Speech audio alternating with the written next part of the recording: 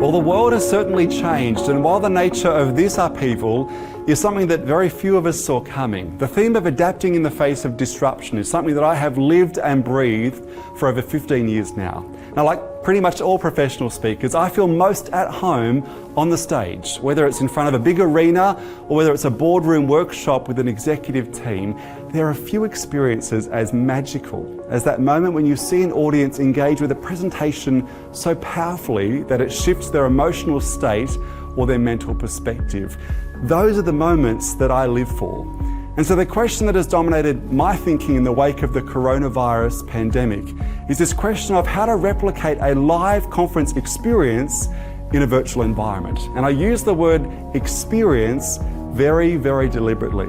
Now, from my years of work in the media, I've learned a lot about what TV producers and hosts do to not just engage, but also to entertain their audiences. I've also worked with some of the most creative event producers around the world and witnessed firsthand how they curate moments of meaning for their delegates. So my team and I have worked really hard to replicate a world-class conference presentation experience, all delivered remotely and on your own device. Now, because we've invested in setting up our own fully operational studio, your virtual event experience can be cost-free and worry-free from a technology standpoint. Now, we're not talking a webinar talk fest where the speaker's office clutter or book collection is more interesting than what they are presenting. We're talking a multi-camera, high-end presentation that looks much like this. At big conferences, we're used to sitting in a crowd watching speakers video cast onto the screens, and these virtual presentations will replicate that format in many ways. But unlike big conferences where you feel removed from the speaker, the beauty of this virtual format is that it is interactive, it is organic.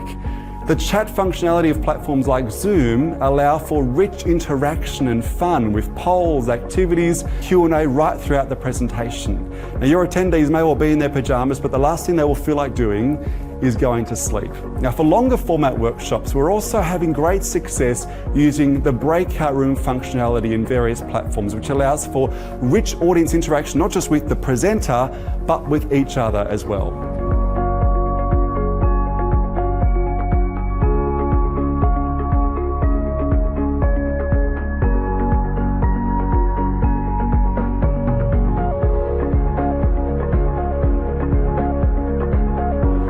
Like so many of us, this crisis has compelled me to put into practice what I've known for years. As a trend forecaster, I've long been predicting this shift to remote work and conferencing. It's just that the timeline I got a little bit wrong. I figured it would take a decade rather than a few days or weeks for this transition to happen.